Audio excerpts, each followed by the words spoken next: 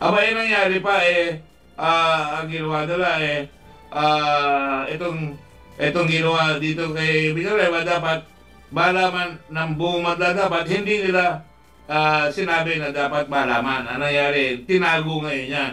Lumabas siya ngayon 3 years later, at tinago naman ito si Justice Martirez. Pinagsak dyan. Tinago. At nung tinago yan, hindi nalaman ng tao. Ito yung pinagkagulan ng Senado.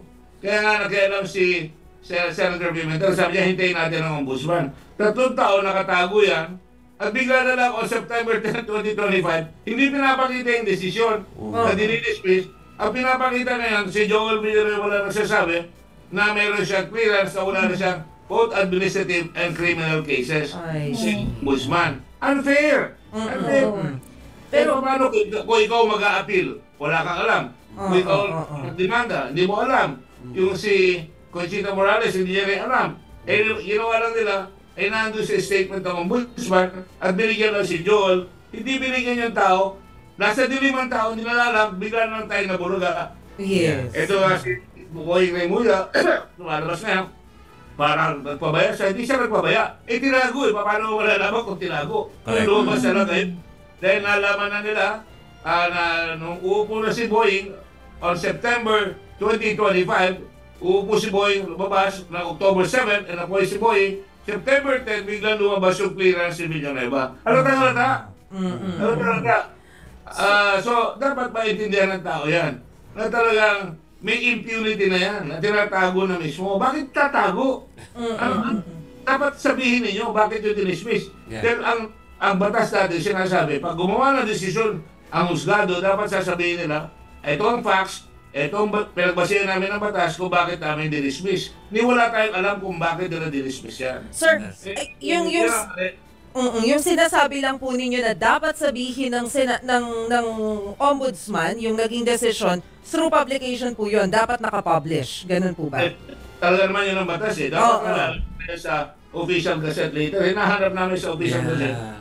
Kaya nga, inibitahan nyo ako, hindi ko naman alam yung kay Joel.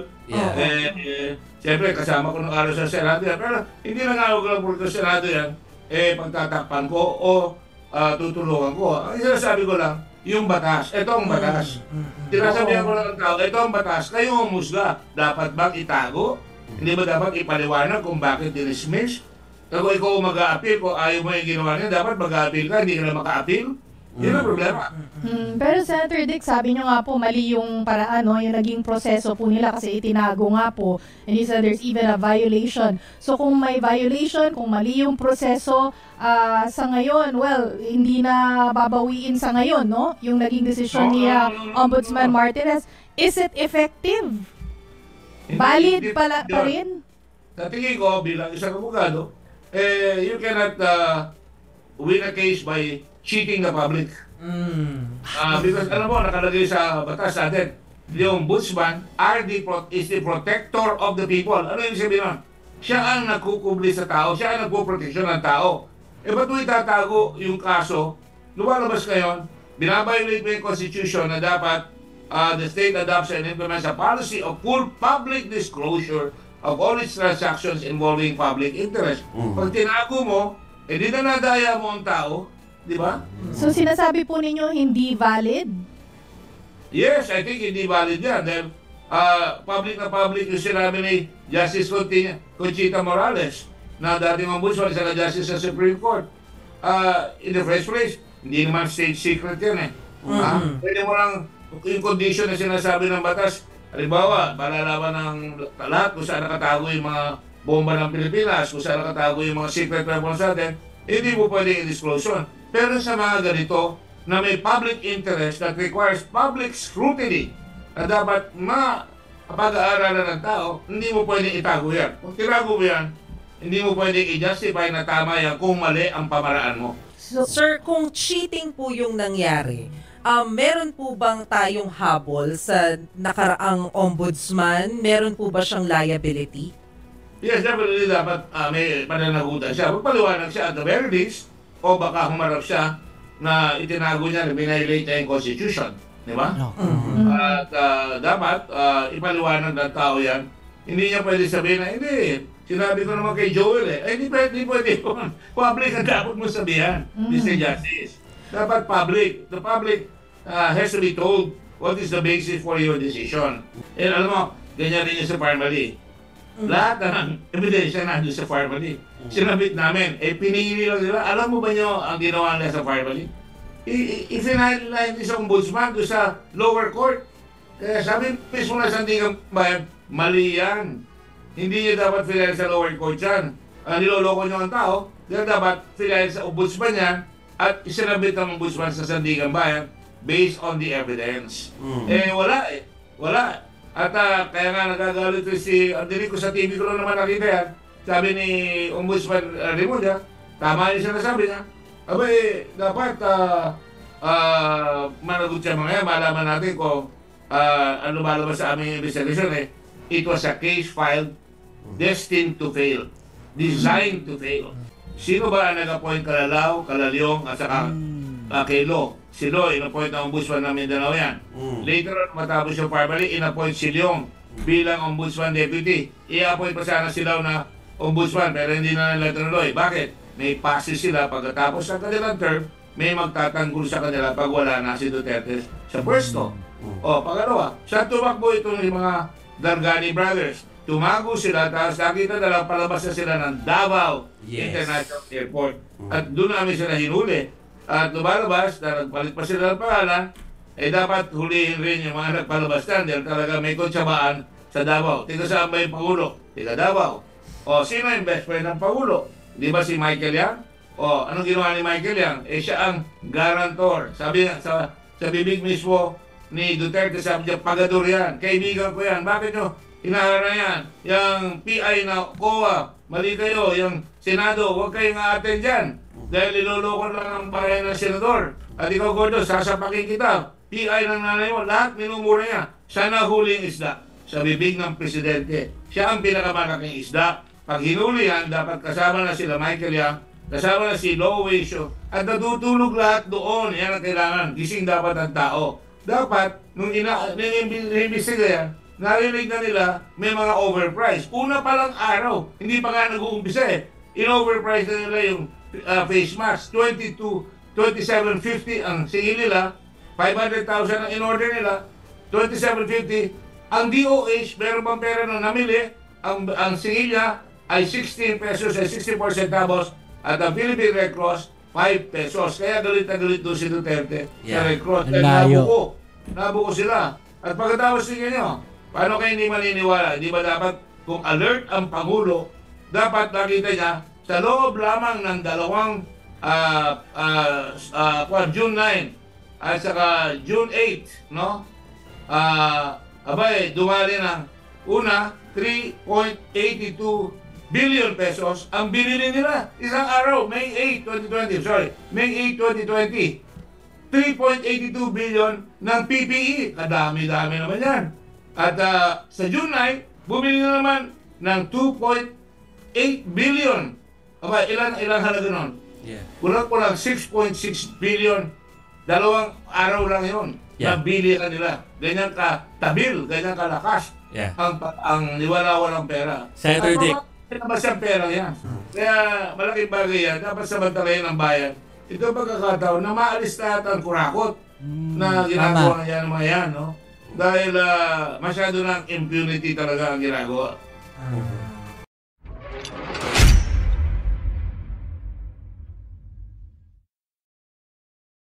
Ayo, what's up? Welcome back din sa ating channel dito sa Bobs TV.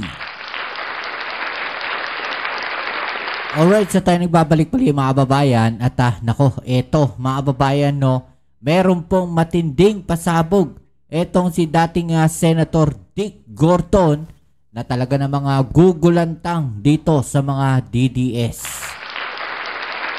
Alright, so yan ang ating alamin ngayon at pag-uusapan. Pero syempre, bago ang lahat, please don't forget to subscribe, like, share, at comment dyan sa comment section. Alright, so eto mga babayan, no, grabe, matindi itong mga naging pasabog dito ni Senator Dick Gorton, lalong-lalo na dito sa nangyari, no? Kaya sa desisyon ni Joel Villanueva at ang di umano'y panloloko nitong dating Ombudsman Martires sa taong bayan, mga kababayan. Okay, so wag na natin patagalin to at ating umpisahan na. Alright? Let's go! Senator Dick, umpisahan ko na. Alam ko na mapag-uusapan natin yung formally maya-maya. Pero umpisa ko lang na interview namin kasi si Senator Trillanes about 2 days ago ba? Or Mase? Parang siya yung nag-declare na hindi na to panahon ng mga Duterte. Kaya parang pwede na talagang isiwalat ang mga dapat isiwalat. You feel the same way, Senator Dick? No, ako ang feeling ko dapat the law must be consistent. Show stability in the accountability as well as the transparency and continuity of the law. Pangit sa atin na para bang nagbago na naman tayo ng ombudsman, panahon naman namin ngayon, di ba? Hindi yan. We must teach our people to fight for consistency in the law. Tama. Hindi porque nagbago ang administration, babawian naman yung kabila. Hindi magandang batayan niya ng isang mahusay na bayan at hindi makakaakit ng mga tao na mag-i-invest dito sa bansa because the rule of law says there must be clear laws, there must be clear courses na pupuntahan ng mga abuga na courts para sa ganun hindi sila madadaya at makikita na yung batas, hindi binabago in the middle of the game, hindi going goalpost, yung mga ganyan. Pero Senator Dick, it pays o kaya dararapat din na yung mga hindi nabigyan ng tamang ng pansin, lalo i-example ko na yung formally, alam ko dito sa isa sa mga programa namin sa The Chiefs niya sinabi na ito yung report ninyo, at parang hindi nga masyadong napansin yun or kaya ay hindi umusad because of alam natin yung politika ng time na it pays din na dapat kung merong gano'n na parang nakahang, parang dapat pa rin i-pursue. Tama, no, Sir Dick? Actually, mga kababayan, nakikita talaga natin, mga nangyari noong panahon ng dating Pangulong Duterte, tila maraming mga bagay, ang naibaon na lang noong mga panahon na yon. At yan ang mga nabubuhay po nitong panahon ngayon ng administrasyon ng Pangulong Bongbong Marcos. 'Di ba? Kaya nga gustong-gusto nilang patalsikin siguro yung ating Pangulo para siguro tuluyang mapagtakpan yung mga dapat matakpan. Tuloy natin. Definitely. Dapat ganyan talaga usisain lahat yan. Because there was a sword of Damocles or sword of Duterte hanging lahat doon sa mga government officials, mga tao. Ang dali-daling takutin kasi ng Pilipino Yan ang problema natin. Kaya ako, kalang ko na yung katawan ko at kaluluwa ko na maninindigan ako para makita ng mga tao na kung maninindigan ka, may maaabot ka. And hindi kami... Kasi, syempre, pagka simpleng mamamayan lang ng Pilipinas, talaga namang matatakot ka noong mga panahon na yon dahil nakikita mo, kaliwat kanan ng patayan, di ba? At napakadali mga babayan na mapagtakpan ng mga ganong patayan dahil nga noong panahon na yon sabihin lang na involved ka sa droga, wala na, finish ka na. Diba? Hindi kami nag-blink doon sa pananakot, sa intimidation. Yung pag-iinsulto sa Senado, pag-iinsulto sa COA, yung talaga pananakot na sasapakin kita. Mga ganun Quote-unquote. Quote-unquote. I have all those quotes. So, buti nga kung sasapakin lang paano kung tetigiin na? Diba? So matindi itong mga naging pasabog dito ni Senator Dick Gordon. Pati nanay ko minumura. Naninindigan tayo. Hindi naman tayo kailangan bumaba doon sa level ng mga ganong klaseng tao. Dapat labanan natin yung ating malinaw na pag-iisip, yung tamang batas na dapat natin sundan. Follow up pa lang ako dun na Senator Dick, dun sa question ni Joey, his first question kanina. Yes, gets naman na dapat talaga consistent ang law. Pero I guess for Senator Trillanes, yun nga yung problema dahil hindi naging consistent para sa kanya siguro nung time ni Pangulong Duterte. So sa tingin po ninyo ngayon, mas may hope, mas may pag-asa na talagang makakamit ang hustisya. Oo, na dapat makamit. Maybe sa inyo, sa akin hindi Kasi kung ang tao sasabayan yung katulad ng pinafile na may katwiran, Mm. at lahat mag-aaklas at pupunta doon sa husgado, pupunta sa Senado o sa Kongreso, yung mga nag-iimbestiga, lalakas ang loob ng mga tao. Nakikita nyo ngayon sa Amerika, nakikita nyo, milyon-milyon people ang nagbamarcha. Hindi maling hindi kakalog yung presidente ng Amerika. Yes. At nung panahon ni Duterte, kung lahat na tayo nagmarcha ng panahon na yan, mag-iisip yan. At, pero wala nakayuko tayo lahat at talagang binayolate natin yung salita natin sa nasyon natin, sa manlulupig, di ka pasisiil. Pero after po makipag-coordinate, Senator, ng ombudsman sa grupo ninyo, how optimistic are you? Or at least, ano po yung gusto ninyong makitang mangyari? I've always been optimistic. Dahil yung grupo niya yung sinasabi ko, yung broom, yung Blue Ribbon, and yung mga staff ko dati sa Senado, wala akong kaduda-duda na talagang hindi mangyayari ito kung wala si President Duterte at si Michael Yan na nagkunsyaba para ilipat yung pera na dapat sa DOH, nilipat sa PSDBM na kanyang inappoint yung mga tao na Davao Group na nagtrabaho sa kanya. Si Leong, nung vice mayor siya, abogado niya yan. Ay silaw, bata nila Bongo yan. At ginamit pa silaw ni Bongo doon sa kaso ng frigate na pinapabago nila yung desisyon ng Admiral ng Philippine Navy. Natanggal tuloy yun. At sinasabi ni Bongo na wala siyang kinalaman doon. Pero kinaliwa siya ng kanyang sariling presidente na sinabi sa isang statement na inutusan niya si Bongo para lakarin yung sa frigate. So, makikita mo talaga, ang galamay nila, nagsambulat. Talagang tatakutin at tatakutin ang mga mamamayang Pilipino para talaga nakagupo tayo at wala maglalakas ng loob. Kung wala talaga tayo, sinasabi nga nila, no todos dormían en la noche de nuestros abuelos, sinabi na Rizal yan, there were those who kept vigil in the right of our forefathers. Dapat talaga, may mga gising at lumalaban nung panahon ng paghirap para na ganon ay may dignidad ang kabuuan ng Pilipino. Baga, parang ang lumalabas dito mga babayan, noong panahon ng dating Pangulong Duterte, nabuhay tayo sa takot. No, parang ganun yung sinasabi dito ni dating Senator Dick Gordon.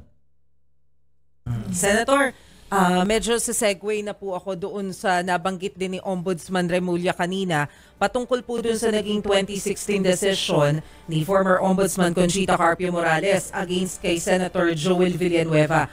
Pakikwento nga po sa amin, Senator, kung ano po yung nangyari noong 2016, ano nga po ba yung naging wisdom ng mga senador nung panahon po na yon at hindi po pinili na sundin itong decision po ng Ombudsman back then? Ano mo, yan lumabas si Justice Conchita Morales na sinasabi niya dapat managot si Senator Villanueva. Bago tayo lumawag yan, may sabihin sa mga nanonood, hindi ako nagpaimbita para interviewin nyo. Hindi ako nagpapaimbita sa lahat ng interview ko. Ako tinatawagan niya. Totoo na. Opo, yes. Hindi ako lang yan. Pero hindi ko naman makipaggulo lalo na kilala ko yung mga tao yan. Ano nangyari doon? Naglabas sila ng grave misconduct sa kaso. At sabi ni Conchita Morales, dapat tanggalin ang pagkasenador. Ang nangyari naman, si Senate President Pimentel Lugaro, sabi niya, hihintayin natin ang tinatawag nating sagot ng ombudsman kung talagang dapat malaman niya. Kaya mag-communicate tayo sa ombudsman. So, open lahat siya, no?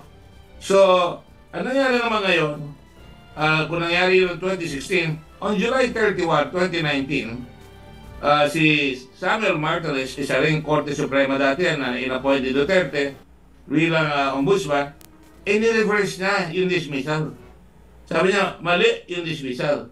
Ang problema doon, tinago, hindi isila publiko, violating the constitutional provision na dapat lahat ng gagawin ng ombudsman, lahat ng gagawin ng mga taong nasa gobyerno ay transparent. Ito na tawag natin, hindi lang Freedom of Information Act, ngunit yung tinatawag natin na nakalagay dyan na the Ombudsman and his deputies as protectors shall act promptly on complaints filed against in any form or manner against public officials or employees.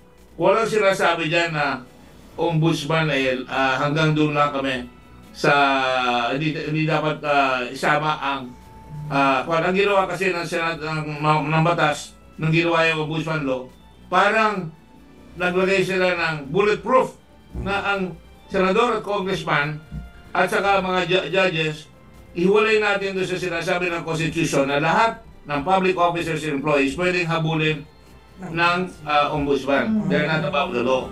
Iniwalay nila dito sa self-serving yon. At tingin ko, parang class legislation. Bakit mas equal yung mga senador at congressman, samantalang kung yung janitor nakukulong doon sa ombudsman, bakit ito mga senador at congressman at saka mga judges, hindi kasali. Okay yung impeachment dahil talaga may provisions sa impeachment. Pero gumawa sila ng batas, insulating themselves, self-serving, hindi kami dapat ma-imbestiga at kami lang ang magagawa ng investigasyon. Bukod pa dyan, lagay mo lang, sige, totoo na yan. Ako, I don't agree with that because class legislation nga yan Aba, nangyari pa, ang ginawa nila, itong ginawa dito kay Villanueva, dapat malaman ng buong madla, dapat hindi nila sinabi na dapat malaman. Ang nangyari, tinago ngayon yan. Lumabas siya ngayon 3 years later, at tinago naman ito si Justice Martires. Pinagsabi dyan. Tinago. At nung tinago yan, hindi nalaman ng tao. Ito yung pinagkagulan ng Senado. Kaya nga nakialam si Senator Pimentel, sabi niya, hintayin natin ang ombudsman. 3 taon nakatago yan, at bigla na lang on September 10, 2025, hindi pinapakita yung desisyon na dinidismiss. Ang pinapakita na yan, si Joel Villanueva wala nagsasabi na meron siyang clearance na wala na siyang both administrative and criminal cases. Si ombudsman. Unfair! Unfair! Pero paano kung ikaw mag-a-appeal, wala kang alam. Kung ikaw magdemanda, hindi mo alam. Yung si Conchita Morales, hindi niya rin alam. Ginawa lang nila, nandun sa statement ng ombudsman at binigyan lang si Joel. Hindi binigyan yung tao. Nasa dilimang tao, hindi na alam, bigla na lang tayo nabuluga. Yes. Ito nga si Bukoy Raimulla, lumalabas na yan. Parang nagpabaya siya, hindi siya nagpabaya. Tinago paano wala naman kung tinago? Lumabas na lang kayo. Dahil nalaman na nila na nung uupo na si Boying on September 2025, uupo si Boying, lumabas ng October 7, and apoy si Boying, September 10, biglang lumabas yung clearance si Villanueva. Halata? So, dapat maintindihan ng tao yan na talagang may impunity na yan, na tinatago na mismo. Bakit tatago? Dapat sabihin ninyo, bakit yung dinismiss? Dahil ang batas natin sinasabi, pag gumawa ng desisyon ang husgado, dapat sasabihin nila, ito ang facts, ito ang pinagbasihan namin ng batas kung bakit namin dinismiss. Ni wala tayong alam kung bakit nila dinismiss yan. Sir, yung sinasabi lang po ninyo na dapat sabihin ng ombudsman, yung naging desisyon, through publication po yun, dapat nakapublish. Ganun po ba? Talaga naman yun ang batas Dapat sa official gazette later. Hinahanap namin sa official gazette. Kaya nga, inibitahan nyo ako, dito naman alam yung kay Joel. Siyempre, kasama ko ng araw sa Senado yan. Pero hindi na nga ako lang po sa Senado yan, pagtatakpan ko o tutulungan ko. Ang sinasabi ko lang, yung batas. Ito ang batas. Tinasabihan ko lang ng tao, ito ang batas. Kayo humusga. Dapat bang itago? Hindi ba dapat ipaliwanag kung bakit dinismiss? Kung ikaw mag-a-appeal, kung ayaw mo yung ginawa niya, dapat mag-a-appeal ka, hindi ka na maka-appeal. Yun ang problema. Pero Senator Dick, sabi nyo nga po, mali yung paraan, yung naging proseso po nila kasi itinago nga po. And he said there's even a violation. So kung may violation, kung mali yung proseso, sa ngayon, well, hindi na babawiin sa ngayon, no? Yung naging desisyon ni Ombudsman Martires. Is it effective? Valid pa rin?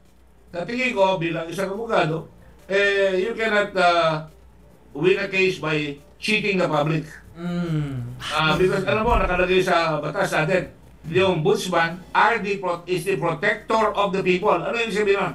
Siya ang nagkukubli sa tao, siya ang nagpuproteksyon ng tao. Ba't mo itatago yung kaso? Lumalabas ngayon, binabiolate mo yung Constitution na dapat the state adopts and implements a policy of full public disclosure of all its transactions involving public interest. Pag tinago mo, di na nadaya mo ang tao, di ba? So sinasabi po ninyo hindi valid? Yes, I think hindi valid yan. Dahil public na public yung sinabi ni Justice Conchita Morales na dating ombudsman, isa na justice sa Supreme Court. In the first place, hindi naman state secret yan eh. Pwede mo lang, yung condition na sinasabi ng batas, halimbawa, malalaman ng lahat kung saan nakatago yung mga bomba ng Pilipinas, kung saan nakatago yung mga secret weapons natin, hindi mo pwede i-disclose yun. Pero sa mga ganito, na may public interest that requires public scrutiny, na dapat mapag-aaralan ng tao, hindi mo pwede itago yan. Kung tirago mo yan, hindi mo pwede i-justify na tama yan kung mali ang pamaraan mo. So, Sir, kung cheating po yung nangyari, meron po bang tayong habol sa nakaraang ombudsman? Meron po ba siyang liability? Yes, definitely dapat may pananagutan siya. Magpaliwanag siya at the very least, o baka humarap siya na itinago niya na binilate niya yung Constitution. Di ba? At dapat ipaliwanag ng tao yan. Hindi niya pwede sabihin na, hindi, sinabi ko naman kay Joel eh. Ay, hindi pwede yun. Public ang dapat mo sabihan, Mr. Justice. Dapat public. The public has to be told what is the basis for your decision. Lalo na, pinagkaguluhan ng mga senador yan. Nag-aaway sila kung susundin nila na ipairal. Ang sinabi nga ng mga senador, ginamit na lang, bulletproof nila yung RA 6077, hindi ako nagkakamali, na hindi pwedeng isama ng ombudsman yung investigasyon sa mga senador at congressman. Ano ibig sabihin nun? Special ba sila? Special ba ako? Nung araw, may privilege ba ako? Pwede sabihin nyo kung parliamentary immunity. Hindi pinag-uusapan yung parliamentary immunity. At besides, nakalagay sa Ombudsman Act, Section 13, publicize matters covered by its investigation of the matters mentioned in paragraphs 1, 2, and 3, and 4, when circumstances so warrant and with due prudence. No? Di ba? Sabi, kailangan i-publish nila. Yeah. The Ombudsman under its rules and regulations may determine what cases may not be made public. Yun yung sinasabi ko na mga state secrets. Eh, di ba state secret ito eh? Oo. Ito dapat malaman ng tao na may nangungulimbat, di ba? Oo. Yeah. Any publicity issued by the Ombudsman shall be balanced, fair, and true. Tanong ko kayo, balance ba yun? Fair ba yun? True ba yun? Hindi kayo makakapagsagot. Bakit? Hindi nyo alam eh. Yeah. So, Senator, since sa tingin po ninyo ay hindi ito valid, dapat ba sa tingin ninyo ay bawiin din ito ni Ombudsman Remulla, and will he have an easy time doing it? Kasi sabi mo, ang daming ang dahilan kung bakit hindi ito valid. Like, ginawang sekreto, hindi pinublish. Eh, alam mo, ganyan rin yung sa Parmali. Lahat ng ebidensya na doon sa Parmali. Sinabit namin, pinili lang nila. Alam mo ba nyo ang ginawa nila sa Parmali? I-finalize sa ombudsman doon sa lower court. Kaya sabi mismo na Sandigan Bayan, mali yan. Hindi niya dapat finalize sa lower court yan. Niloloko niyo ang tao, kaya dapat finalize sa ombudsman yan at isinabit ng ombudsman sa Sandigan Bayan based on the evidence. Wala eh. Wala. At kaya nga nagagalit si Andelico sa TV ko lang naman nakita yan. Sabi ni Ombudsman Remulla, tama yung sinasabi niya. Abay, dapat managot siya mga yan, malaman natin kung ano malabas sa aming investigation eh. It was a case filed destined to fail. Designed to fail. Okay, so balikan ko na yun Senator Dick. So kaya that explains yung move ng bagong ombudsman na i-pull out yung 4 sa 6 na family cases for re-evaluation. Is that a good move para dahil nga kayo na nagsasabi na para baka destined to fail kung ganun we'll leave it at that di ba po? In fact, alam mo, tama yan because there's an awful lot of evidence. Kung i-highlight ko, talihin ko na lang ang tao. Sino ba ang nag-appoint Kalalaw, Kalaliong at saka kay Lo? Si Lo, in-appoint ng ombudsman ng Mindanao yan. Later on, matapos yung Parmali, in-appoint si Leong bilang ombudsman deputy. I-appoint pa sana sila na ombudsman pero hindi na nila tinuloy. Bakit? May passes sila pagkatapos ng kanilang term, may magtatanggol sa kanila pag wala na si Duterte sa pwesto. Pangalawa, saan tumakbo itong mga Dargani brothers? Tumago sila, tapos nakita na lang palabas na sila ng Davao International Airport. At doon namin sila hinuli. At lumalabas, na nagpalit pa sila ng pangalan, dapat hulihin rin yung mga nagpalabas na dahil talaga may kontsabaan sa Davao. Tiga saan ba yung Pangulo? Tiga Davao. O, sino yung best friend ng Pangulo? Di ba si Michael Yang? O, anong ginawa ni Michael Yang? Eh, siya ang guarantor. Sabi sa bibig mismo ni Duterte, sabi niya, pagador yan. Kaibigan ko yan. Bakit nyo hinahara yan? Yung PI na COA, mali kayo. Yung Senado, huwag kayong a-attend dyan.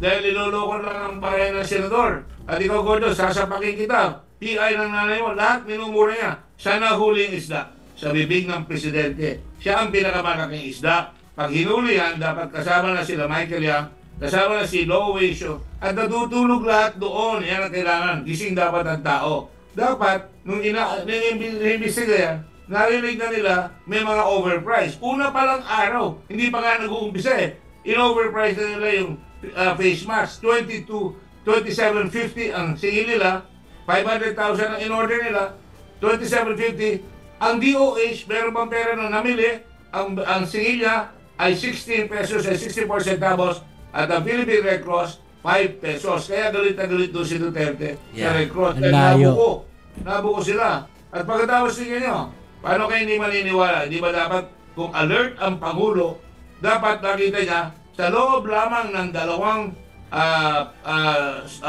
June 9 at saka June 8, no? Dumali ng una 3.82 billion pesos ang binili nila isang araw, May 8, 2020. May 8, 2020. 3.82 billion ng PPE. Kadami-dami naman yan. At sa June 9, bumili na naman ng 2.8 billion. Ilang halaga nun? Yeah. Kulang-kulang 6.6 billion. Dalawang araw lang yun. Yeah. Nabili ka nila. Ganyan ka tabil, ganyan ka lakas. Yeah. Ang niwala-walang pera. Senator Dick. Mas yung pera yan. Senator Dick, Malaki kami ebidensya. Yes. Walang kaduda-duda. Makukulong lahat yung mga yan. we followed that Blue Ribbon Committee hearing hanggang sa matapos yan ay talagang kinover natin yan. At kahit nung namatay na yung issue na yan dahil marami na nangyari. Kami dito sa programa, Senator Dick, lagi din namin pinapaalala na may formally na nangyari. Yes. At nangyari yung mga biglang umapir na mga kotse na yun sa mga garahe nung panahon Surprise! lahat tayo ay nasa mga bahay at nakakulong dahil may pandemya. Yeah. Kaya tayo, Para meron ng kotse na yun. Palitan ng kotse. Pero hindi biniyayar yan, ha? Dapat biniyayar ka agad yun, di ba? Pag nakita ko, ba't karoon Yes. ng kotse? Wala. Ngayon na bini-BIR. Dahil mismo Pangulo na nagalit, di ba? Kaya malaking bagay yan. Dapat samantalayan ng bayan. Ito ang pagkakataon na maalis lahat ang kurakot na ginagawa niya ng mga yan, no? Dahil masyado ng impunity talaga ang ginagawa. Okay. Sige. Okay, so yan mga kababayan, no? Grabe. So dito, parang yung pasabog ni dating Senator Dick Gorton dito, mga kababayan, parang ibinunyag niya ang lahat ng kabulukan, no, ng dating administrasyon ng dating Pangulong Digong o Duterte, mga kababayan. Diba? Ibinuking, no, netong si Dick Gordon ang kabulukan ng administrasyon ni Duterte. No? Parang yun yung kanyang ginawa dito, mga kababayan. Okay, so ano masasabi po ninyo dyan? I-comment sa ibaba yung mga opinion na atin yung pag-usapan. Alright? So yan, muli maraming salamat sa lahat ng mga patuloy na kasuporta dito sa ating channel. Kita-kits tayo sa ating next video upload. Ito muli ang inyong Kuya Mobs, it's Mobs TV. Peace and hell.